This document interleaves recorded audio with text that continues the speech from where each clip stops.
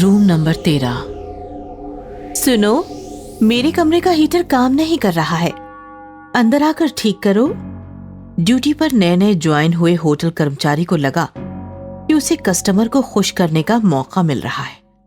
वो झट से उस मैडम के पीछे रूम में चला गया और मैडम ने अंदर से दरवाजा बंद कर लिया। लेकिन वो था उस होटल का सबसे मनहूस कमरा, रूम नंबर 13। ये खौफनाक कहानी है लोनावला की। लोनावला की खूबसूरत वादियों में होटल अतिथि कुछ सालों पहले ही नया नया शुरू हुआ था। होटल में टोटल 20 रूम्स थे और सभी रूम्स हर सीजन में हमेशा एंगेज रहते थे।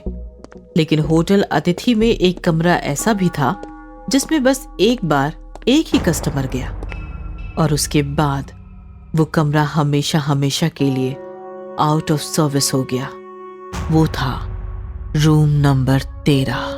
दुनिया की किसी भी होटल में रूम नंबर 13 नहीं देखा मैंने, क्योंकि 13 नंबर रूम अशुभ माना जाता है। मैंने सोचा मैं अलग करूंगा। मैंने अपने होटल में रूम नंबर 13 को जगह दे दी और वही मेरी सबसे बड़ी भूल साबित हुई। कितना गलत था मैं।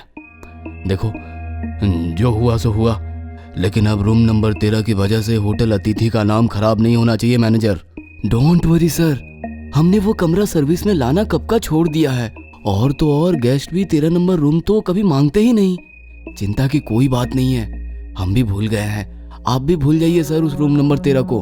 दरअसल होटल अतिथि का मालिक शुभ अशुभ जैसी बातें नहीं मानता था।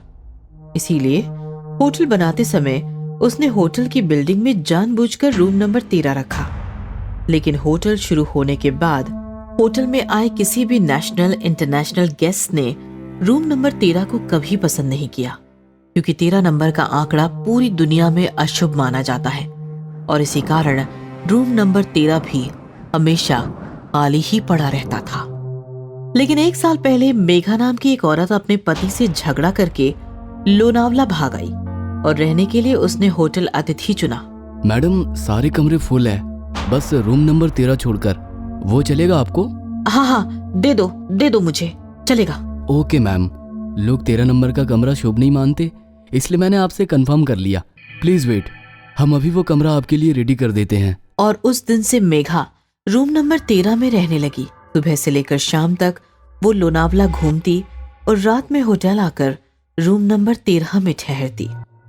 वो अपने पति से झगड़कर भाग आई थी। एक दिन उसका पति आया और मेघा को मना कर ले गया।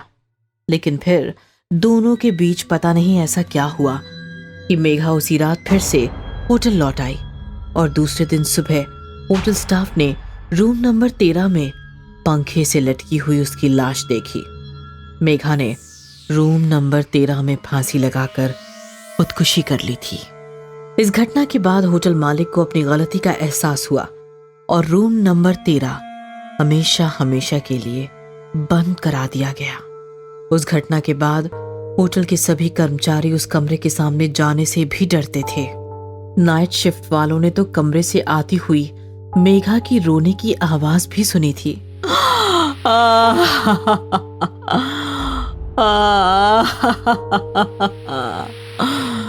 विशाल, तुमने ठीक नहीं किया। तुमने ठीक नहीं किया विशाल। मार दूंगी, सबको मार दूंगी। एक हफ्ते पहले एक रूम सर्विस वाला रूम नंबर 14 को सर्विस देकर आ रहा था। तब उसने रूम नंबर 13 के सामने बैठा roता हुआ मेघा का भयानक भूत देख लिया।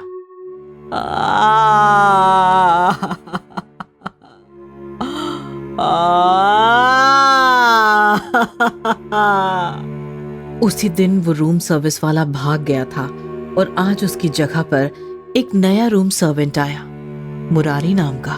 मुरारी, रूम नंबर 14 से बटर चिकन का ऑर्डर आया है, जा देकर आ। जी दीजिए, अभी गया और अभी आया। अबे आराम से जा। और सुन, तू नया है, रूम नंबर 13 के बारे में पता है ना तुझे? पता है, सब पता है मुझे। आप बस मुझे इतना बता दो, यहाँ टिप तो मिलती होगी ना? मैं पहले उस मन्नत में काम करता था, सब साले कंजूस लोग ही आते थे वहाँ। जा भाई, मेरा दिमाग मत खा। मुरारी बटर चिकन का ऑर्डर लेकर रूम नंबर 14 में पहुंचा कमरे में एक शादीशुदा कपल था। मुरारी को उन्होंने 500 रुपए टिप दी। मोटी टिप मिलने पर खुश हुआ मुरारी उछलता हुआ किचन की तरफ भाग ही रहा था कि तभी, सुनो, मेरे कमरे का हीटर काम नहीं कर रहा है, अंदर आकर ठीक करो। जी मैडम, अभी करता हूँ। मुरारी अंदर गया और रूम का दरवाजा बंद हो गया। वही था रूम नंबर 13। मैडम, मैडम कहाँ हो आप? कमाल है, अभी तो यही थी। विशाल, तुमने ठीक नहीं किया। मार दूंगी, सबको मार दूंगी, सबको मार दूंगी मैं। नजारा देखकर मुरारी की हालत बिगड़ गई। मेघा का भयानक भूत उसके सामने बेड पर बैठा था। वो धीरे धीरे मुरारी की तरफ बढ़ने लगा तो मुरारी के पसीने छूटने लगे। उस झगड़े की इतनी बड़ी सजा दे रहे थे विशाल तुम मुझको। मुझे पहाड़ से गिराकर धक्का देने वाले थे तुम। मैडम, मैं मुरारी।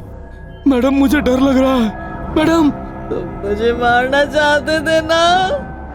देखो विशाल, अब मैं मर गई हूँ, फांसी लगा ली है मैंने, लेकिन अब मैं तुम्हें कभी भी नहीं छोड़ूंगी विशाल। मैं तुम्हें चैन से नहीं जीने दूंगी विशाल, मैं तुम्हें चैन से नहीं जीने दूंगी। ऐसा कहकर चीखती हुई मेघा मुरारी पर झपट पड़ी और मुरारी जोर जोर से चिल्लाने लगा, बचाओ, बचाओ मुझे। लेकिन मेघा ने मुरारी को नहीं छोड़ा। उसने अपने लंबे लंबे नुकीले नाखूनों से मुरारी का सीना पकड़ा और देखते ही देखते उसका सीना चीर दिया। इस प्रकार रूम नंबर 13 ने मेघा के हाथों से मुरारी को मारकर 1 साल बाद अपना दूसरा शिकार भी पा लिया था।